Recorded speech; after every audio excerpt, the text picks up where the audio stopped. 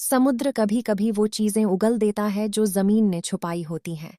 उस सुबह जब आसमान अभी पूरी तरह रोशन भी नहीं हुआ था, दो मछुआरों के जाल में एक चीज फंसी। मछली नहीं थी, पत्थर नहीं था, एक शीशी थी, कांच की, गहरे नीले रंग की, इतनी पुरानी कि उस पर समुद्री घास और सीप जम गई थी। लेकिन जो बात उन्हें सबसे पहले महसूस हुई वो यह थी कि वो शीशी गर्म थी, समुद्र के बर्फीले पानी से निकली और गर्म, जैसे अंदर कोई जी रहा हो। लेकिन यह कहानी उस शीशी से नहीं शुरू होती। यह कहानी शुरू होती है 20 साल पहले, एक ऐसे राज्य से जो इतना समृद्ध था कि उसकी चर्चा 7 समुद्र पार तक होती थी, जिसके राजा का नाम था राजा विक्रमादित्य सूर्यवंशी, और जिसके राज्य का नाम था सुवर्णपुर। सुवर्णपुर में भूख नहीं थी, अन्याय नहीं था, हर किसान के खेत में फसल थी, हर बच्चे के हाथ में किताब थी। राजा विक्रमादित्य सुबह सवेरे नगर में निकलता था, बिना सिपाहियों के, बिना ताम झाम के, अपनी प्रजा से मिलता था, उनकी बात सुनता था। वो राजा था, लेकिन उससे पहले वो इंसान था, और यही यही उसकी सबसे बड़ी कमजोरी थी। क्योंकि जो राजा सबका भरोसा करता है, वो यह नहीं जानता कि कुछ लोग उस भरोसे को हथियार बना लेते हैं। राज्य के पूर्वी कोने में एक आश्रम था। 3 विद्वान रहते थे वहां। उनके नाम थे कालनेमी, ब्रह्मदत्त और वज्रमुनि। तीनों को राज्य में सम्मान मिलता था। राजा उन्हें गुरु की तरह मानता था, उनकी सलाह पर चलता था। लेकिन वो तीनों, वो विद्वान नहीं थे, वो तांत्रिक थे, काले तंत्र के जानकार। और उनकी नजर सुवर्णपुर के सोने पर, उसकी जमीन पर, उसकी ताकत पर बरसों से थी। उन्होंने मिलकर एक योजना बनाई, इतनी सोची समझी, इतनी धीमी, इतनी चालाक कि राजा को उसकी भनक तक नहीं लगी। योजना यह थी, पहले भरोसा जीतो, फिर धोखा दो। तीनों ने राजा के सामने एक नाटक खेला, एक झूठी भविष्यवाणी का। उन्होंने कहा कि इस राज्य पर एक बड़ा संकट आने वाला है, एक ग्रहण जो सूर्य को ही निगल लेगा, और इस संकट से बचने का एकमात्र उपाय है एक विशेष पूजा। राजा ने पूछा, क्या करना होगा? कालनेमी ने कहा, राजन, इस पूजा में आपको अकेले आना होगा, बिना सिपाहियों के, बिना किसी के, क्योंकि जितने लोग होंगे उतनी ऊर्जा बाधित होगी। राजा ने माना। उसने सोचा, ये मेरे गुरु हैं, ये मेरा बुरा नहीं चाहते, और उसी सोच ने उसे बर्बाद किया। वो अमावस्या की रात थी। राजा अकेला आश्रम पहुंचा। तीनों तांत्रिक तैयार थे। पूजा शुरू हुई, मंत्र पढ़े जाने लगे। लेकिन वो मंत्र देवताओं के लिए नहीं थे, वो काले आकाश की उन शक्तियों के लिए थे जो अंधेरे में रहती हैं। धीरे धीरे राजा को नींद आने लगी, आंखें भारी होने लगीं। उसने महसूस किया, कुछ गलत है। उठने की कोशिश की, लेकिन तब तक बहुत देर हो चुकी थी। तीनों तांत्रिकों ने मिलकर एक प्राचीन मंत्र पढ़ा, वो मंत्र जो सिर्फ एक बार पढ़ा जा सकता है, जो पढ़ने के बाद पढ़ने वाले की भी कुछ उम्र ले लेता है। और राजा विक्रमादित्य, सुवर्णपुर का राजा, एक नीली कांच की शीशी में बंद हो गया। उस रात शीशी को समुद्र में फेंक दिया गया। तीनों तांत्रिक राजधानी पहुंचे। उन्होंने झूठ फैलाया, राजा पागल हो गया, राजा महल छोड़कर भाग गया, राजा मर गया। जिसे जो कहानी सुनाई उसने मान ली, क्योंकि राजा था नहीं कहीं, और जो नहीं दिखता उसके बारे में अफवाहें ही सच बन जाती हैं। सुवर्णपुर 3 हिस्सों में बांट दिया गया। कालनेमी ने उत्तर लिया, ब्रह्मदत्त ने पश्चिम, वज्रमुनि ने दक्षिण, और तीनों ने अपने अपने राज्यों में वही किया जो लालची क्रूर शासक करते हैं। लोगों का खून निचोड़ा, खेत छीने, मंदिर तोड़े। जो बोला उसे दंड दिया, जो झुका उसे और झुकाया। सुवर्णपुर जो कभी सोने की तरह चमकता था, अब राख की तरह धूसर हो गया, और समुद्र में एक नीली शीशी 20 साल तक लहरों के साथ भटकती रही। 2 मछुआरे, रामू और गिरधर। रामू बड़ा था, तजुर्बेकार, समुद्र को वो अपनी हथेली की तरह जानता था। गिरधर छोटा था, नया था, लेकिन तेज था। दोनों एक ही गांव के थे, एक ही टूटी नाव के, एक जैसी गरीबी के। जब जाल में वो शीशी आई, रामू ने पहले उसे उठाया, और जैसे ही उसने छुआ, हाथ खींच लिया। गर्म थी, असामान्य रूप से गर्म, लेकिन उससे भी अजीब बात यह थी, शीशी के अंदर कुछ हिला, कोई छाया, कोई आकार। गिरधर ने कहा कि फेंक दो, रामू ने कहा कि रुको। वो दोनों उस शीशी को देखते रहे, शीशी उन्हें। 3 दिन वो शीशी नाव में रही, 3 रातें। और उन 3 रातों में दोनों मछुआरों को नींद नहीं आई। पहली रात रामू ने सपने में एक राजमहल देखा, जलता हुआ।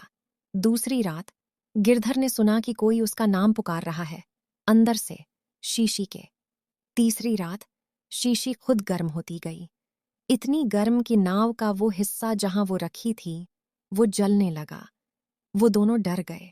गिरधर ने शीशी उठाई और समुद्र में फेंकने के लिए हाथ उठाया, और तभी तूफान आया। वो तूफान अचानक आया था। आसमान साफ था, हवा शांत थी, और अगले ही पल काले बादल, ऊंची लहरें, बिजली। नाव हिचकोले खाने लगी। गिरधर का हाथ छूट गया, शीशी हवा में उछली, और एक ऊंची लहर के थपेड़े से शीशी नाव की लकड़ी से टकराई और टूट गई। एक तेज रोशनी, नीली, अंधाधुंध। दोनों मछुआरे आंखें बंद कर बैठ गए। रोशनी गई, तूफान एक पल में शांत हो गया, और नाव में एक आदमी था। वो आदमी फर्श पर था, घुटनों के बल, कांप रहा था। उसके कपड़े पुराने थे, राजसी, लेकिन जीर्ण शीर्ण, जैसे सालों से पहने हों। उसके बाल लंबे थे, दाढ़ी बढ़ी हुई, चेहरे पर झुर्रियां, लेकिन आंखों में एक तेज जो बुझी नहीं थी। वो आदमी सांस ले रहा था, जैसे बरसों बाद पहली बार सांस ली हो। रामू और गिरधर जम गए। वो आदमी धीरे धीरे उठा। उसने अपने हाथ देखे, आसमान देखा, समुद्र देखा, और उसकी आंखों से आंसू बह गए। उसने अपना नाम बताया, विक्रमादित्य। दोनों मछुआरों ने वो नाम सुना था, पुराने लोगों की बातों में, किंवदंतियों में, बच्चों की कहानियों में, लेकिन वो सिर्फ कहानी था उनके लिए। अब वो कहानी उनकी नाव में बैठा था। राजा ने धीरे धीरे सब बताया, उन 20 सालों की कैद, उस शीशी के अंदर का अंधेरा, जहां न दिन था न रात, सिर्फ एक ठंडा सन्नाटा, और यादें, सिर्फ यादें। वो बोलता रहा, और दोनों मछुआरे सुनते रहे, जैसे समय रुक गया हो। और जब उसने तीनों तांत्रिकों का नाम लिया, रामू का जबड़ा कस गया, क्योंकि वो 3 राज्यों के शासक, उनके भी शासक थे। उनके गांव का आधा हिस्सा वज्रमुनि के राज्य में था, और वज्रमुनि उनसे भी मछलियों का कर वसूलता था, इतना कि कभी कभी खुद के खाने को नहीं बचता था। राजा की कहानी उनकी अपनी कहानी थी। लेकिन जब पूरा सुवर्णपुर अंधेरे में डूब चुका था, तब भी उम्मीद पूरी तरह खत्म नहीं हुई थी। राजा ने हार मानने से इनकार कर दिया। समुद्र किनारे रहने वाले बहादुर मछुआरों ने राजा का साथ देने के लिए अपने हाथ आगे बढ़ाए। वे साधारण लोग थे, लेकिन उनके दिल में अपने राज्य को बचाने की आग जल रही थी। राजा और मछुआरे मिलकर एक गुप्त योजना बनाने लगे। पहला तांत्रिक, कालनेमी, उत्तर के राज्य का शासक, जो तांत्रिक था, लेकिन उससे भी बड़ा लालची था। कालनेमी की एक कमजोरी थी, उसे अपनी शक्ति पर इतना घमंड था कि वो हर नई शक्ति को परखना चाहता था। अगर कोई उसे बताए कि एक और बड़ी शक्ति है कहीं, तो वो रुक नहीं सकता था। लालच था उसे, ज्ञान का, शक्ति का। राजा ने यह कमजोरी जानी थी, 20 साल पहले भी। अब उसने इसे हथियार बनाया। गिरधर को भेजा गया, एक साधारण व्यापारी के वेश में, कालनेमी के दरबार में। उसने कालनेमी को बताया कि पूर्वी पहाड़ों में एक गुफा है, जहां एक प्राचीन तंत्र ग्रंथ दफन है, वो ग्रंथ जो किसी को भी अमर बना सकता है। कालनेमी की आंखें चमक उठीं। उसने रात को ही घोड़ा लिया, अकेले, पूर्वी पहाड़ों की तरफ। उस रात राजा और रामू उस रास्ते में पहले से थे। वो गुफा असली थी, लेकिन उसमें ग्रंथ नहीं था। उसमें था कालनेमी का ही पुराना शिक्षक, एक बूढ़ा तांत्रिक जिसे कालनेमी ने बरसों पहले धोखे से उसी गुफा में कैद कर दिया था, ताकि उसकी सारी विद्या खुद ले सके। राजा को यह पता था, और वो बूढ़ा तांत्रिक जो बरसों से उस गुफा में था, वो अभी भी जीवित था, और उसके पास अभी भी शक्ति थी। जब कालनेमी गुफा में घुसा, द्वार बंद हो गया। अंदर से बूढ़े तांत्रिक ने कालनेमी की चीखें सुनाई दीं। फिर चुप्पी। उत्तर का राज्य रात और रात बिना शासक का हो गया। दूसरा तांत्रिक, ब्रह्मदत्त, पश्चिम का शासक, जो तांत्रिकों में सबसे चालाक था। उसे मूर्ख बनाना आसान नहीं था। ब्रह्मदत्त की कमजोरी अलग थी। उसे डर था, अपनी मौत का डर, इतना गहरा कि उसने अपने महल के नीचे एक तहखाना बनवाया था, जहां वो सोता था, जहां कोई नहीं पहुंच सकता था। लेकिन उसकी एक और बात थी, वो किसी पर भरोसा नहीं करता था, सिवाय एक के, अपने भाई के, जो बरसों पहले मर चुका था। राजा ने यह दर्द भांपा। रामू, जिसकी शक्ल कुछ हद तक ब्रह्मदत्त के मृत भाई से मिलती थी, उसे तैयार किया गया। बालों में बदलाव, कपड़े, बोलने का तरीका। एक रात रामू ब्रह्मदत्त के महल में पहुंचा। पहरेदारों को गुजरने दिया, क्योंकि उसके पास वो अंगूठी थी जो ब्रह्मदत्त के भाई की थी।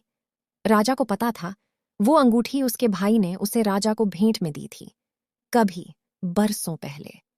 और राजा ने वो अंगूठी 20 साल की कैद में भी अपनी मुट्ठी में पकड़े रखी थी। ब्रह्मदत्त ने जब वो अंगूठी देखी, वो टूट गया। वो रामू को अपना भाई समझ बैठा। और जिस रात वो अपने तहखाने में रामू के साथ था, उसी रात राजा और गिरधर ने उस तहखाने का एकमात्र रास्ता सील कर दिया, बाहर से। तहखाने में ब्रह्मदत्त का सारा काला खजाना था, उसकी सारी तंत्र सामग्री। और अगली सुबह जब दरबारियों ने राजा को ढूंढा, वो कहीं नहीं था। रामू बाहर था, सुरक्षित। पश्चिम का राज्य बिना शासक का। तीसरा तांत्रिक, वज्रमुनि, तीनों में सबसे ताकतवर, सबसे खतरनाक। वज्रमुनि को पता चल गया था, कुछ गड़बड़ है। कालनेमी गायब, ब्रह्मदत्त गायब। उसने अपने जासूस फैलाए और उसे पता चल गया, राजा जिंदा है। अब वज्रमुनि ने खुद चाल चली। उसने ऐलान किया, जो राजा विक्रमादित्य को पकड़कर लाएगा, उसे आधा राज्य मिलेगा। राज्य में दहशत फैल गई। लेकिन राजा भागा नहीं, राजा आगे बढ़ा। क्योंकि राजा जानता था, वज्रमुनि की ताकत का राज क्या है। 20 साल पहले जब वो तीनों ने मिलकर वो काला मंत्र पढ़ा था, उसमें तीनों की उम्र का एक हिस्सा लगा था। उस मंत्र की शर्त थी, जब तक शीशी टूटेगी नहीं, तीनों ताकतवर रहेंगे। लेकिन जब शीशी टूटेगी, तो जो भी शक्ति उन्होंने उसमें लगाई थी, वो उनके पास वापस नहीं आएगी। शीशी टूट चुकी थी, मतलब वज्रमुनि अब उतना ताकतवर नहीं था जितना सोच रहा था। बस उसे यह पता नहीं था। राजा ने वज्रमुनि के दरबार में जाने का फैसला किया, खुलकर, सामने से। रामू और गिरधर ने रोका, कहा, यह पागलपन है। राजा ने कहा, नहीं, यह भरोसा है अपनी प्रजा पर। वज्रमुनि के दरबार में जब राजा विक्रमादित्य दाखिल हुआ, सन्नाटा छा गया। 20 साल बाद वो चेहरा, वो कद, वो आंखें। दरबार में बैठे लोग जो वज्रमुनि के सिपाही थे, लेकिन जिनके पुरखे सुवर्णपुर की प्रजा थे, वो हिल गए। वज्रमुनि ने मंत्र पढ़ा, अपना सबसे ताकतवर मंत्र। कुछ नहीं हुआ। उसने फिर पढ़ा, कुछ नहीं। उसकी आंखों में पहली बार डर आया। और उसी डर के पल में राजा ने वो काम किया जो तलवार से नहीं होता। उसने दरबार के लोगों से बात की, सीधे, बिना किसी लाग लपेट के। उसने कहा, मैं विक्रमादित्य हूं, तुम्हारे राजा का बेटा, तुम्हारे दादाओं का राजा। मुझे धोखे से कैद किया गया था, और अब मैं वापस आया हूं, न सेना लेकर, न तलवार लेकर, सिर्फ सच लेकर।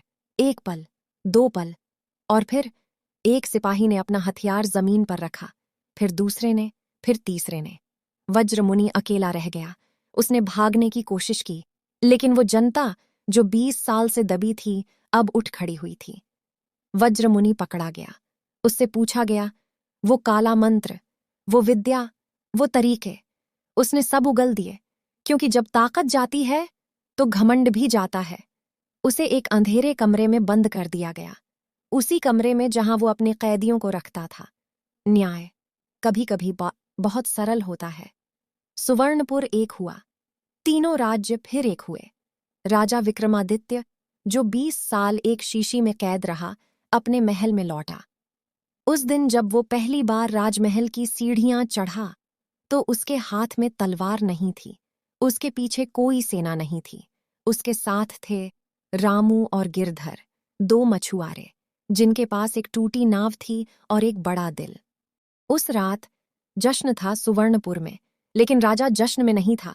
वो अकेला खड़ा था, महल की छत पर, समुद्र की तरफ देख रहा था। रामू पास आया, पूछा, राजन, क्या सोच रहे हैं? राजा ने कहा, वो 20 साल, वो शीशी, उस अंधेरे में। मैंने एक ही बात सोची थी, बार बार। रामू ने पूछा, क्या? राजा बोला, कि अगर मैं बाहर निकला तो मैं वही राजा नहीं बनूंगा जो पहले था। मैं बेहतर बनूंगा, क्योंकि जिसने अंधेरा देखा हो वो रोशनी की कीमत जानता है। और सुवर्णपुर फिर से चमका। और सच, चाहे कितने भी गहरे पानी में डुबो दो, एक दिन सतह पर आता है, हमेशा।